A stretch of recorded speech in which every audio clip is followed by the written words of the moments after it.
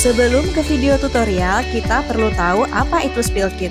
Spill kit adalah seperangkat alat yang digunakan untuk menangani tumpahan atau kebocoran cairan infeksius dan bahan berbahaya dan beracun. Spill kit dapat digunakan untuk menangani tumpahan darah, dahak, urin, dan lainnya. Berikut adalah isi di dalam spill kit ya. Masker, sarung tangan, apron, pelindung mata, botol limbah B3, senter, pinset, dispo 20 cc, double tip, plastik infeksius, spidol, kertas karton, tali pengikat, buku laporan kejadian, sapu dan ekrak kecil, underpad, absorben ban, botol spray klorin, dan cairan pembersih lantai. Jika ada tumpahan darah, segera ambil peralatan spill kit. Pasang tanda peringatan, kemudian cuci tangan dengan 6 langkah secara tepat.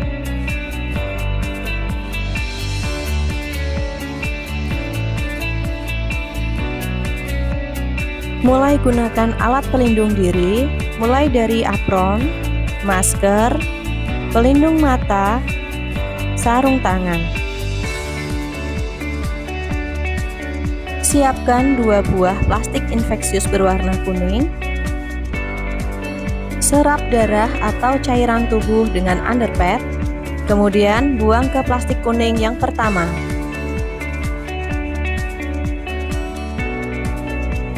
Semprot area tumpahan dengan larutan klorin, kemudian serap dengan underpad.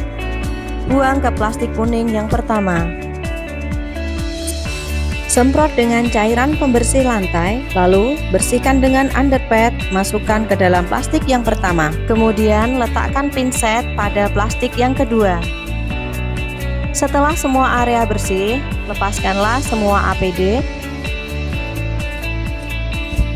Buang sarung tangan dan masker dan juga apron ke plastik kuning yang pertama, lalu ikat dengan kuat. Letakkan pelindung mata ke plastik kuning yang kedua untuk dilakukan pembersihan dan desinfeksi.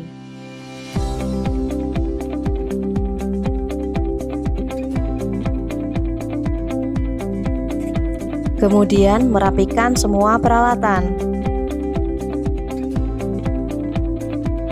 Buang kantong plastik yang pertama ke sampah infeksius dan plastik kedua di ruang spool hook.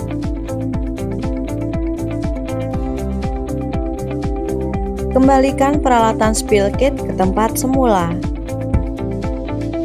Setelah semua prosedur selesai, lakukan cuci tangan dengan 6 langkah secara tepat.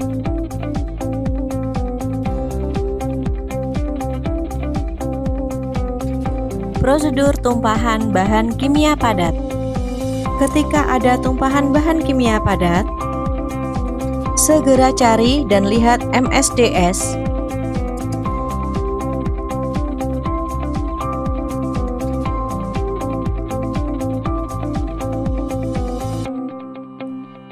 Ambil spill kit,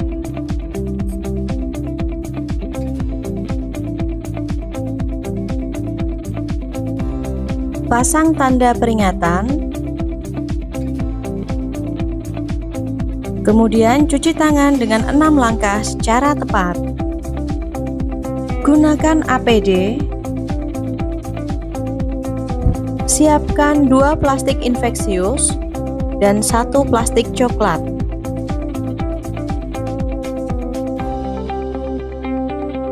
Sapu tumpahan, masukkan ke dalam kantong plastik pertama. Semprot area tumpahan dengan klorin, kemudian serap dengan underpad. Bersihkan hingga kering, lalu buang ke dalam plastik pertama. Semprot area tumpahan dengan cairan pembersih lantai, serap dengan underpad hingga klorin terangkat dan bersih. Buang ke dalam plastik pertama. Letakkan pinset di plastik yang ketiga. Ikat kantong plastik yang pertama dan beri label bahan yang tertumpah. Masukkan plastik pertama ke dalam kantong plastik yang kedua.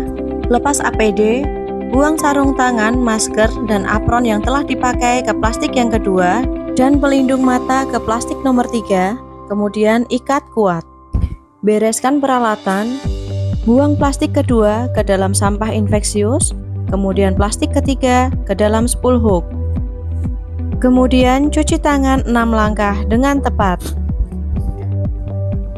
Lakukan pencatatan pada buku laporan, kirim laporan ke unit Kesling. Prosedur tumpahan bahan kimia cair. Bila terjadi tumpahan bahan kimia cair, segera cari dan lihat MSDS. Ambil spill kit, kemudian pasang tanda peringatan, kemudian cuci tangan dengan 6 langkah secara tepat. Gunakan alat pelindung diri, kemudian siapkan 2 plastik infeksius berwarna kuning dan 1 plastik berwarna coklat.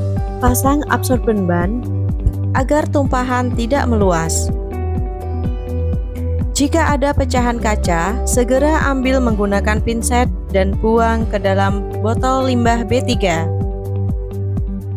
Serap tumpahan dengan underpad, lalu masukkan ke dalam plastik yang pertama. Semprot area tumpahan dengan klorin, serap dengan underpad, kemudian bersihkan hingga kering. Buang ke dalam plastik pertama. Semprot area tumpahan dengan cairan pembersih lantai, serap dengan underpad hingga klorin terangkat dan bersih. Buang ke plastik yang pertama. Masukkan pinset ke dalam plastik yang ketiga. Buang absorben ban ke dalam plastik yang pertama. Ikat plastik yang pertama dan beri label sesuai dengan bahan tumpahan. Masukkan plastik pertama ke dalam plastik yang kedua. Lepas APD, buang sarung tangan, masker, dan apron yang telah dipakai ke plastik yang kedua. Kemudian ikat dengan kuat. Segera buang plastik yang kedua ke dalam sampah infeksius. Kemudian plastik yang ketiga diletakkan di dalam spool hook untuk dilakukan pembersihan dan desinfeksi. Kemudian cuci tangan dengan 6 langkah. Lakukan pencatatan pada buku laporan, kemudian kirim laporan ke unit Kesling.